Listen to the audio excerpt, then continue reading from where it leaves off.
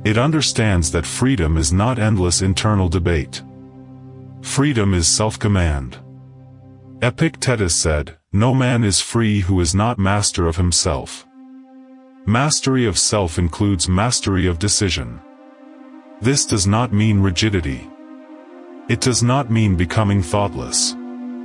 It means deciding in advance where possible so that your energy is reserved for doing, not constantly reconsidering. Decide when you will work. Decide when you will train.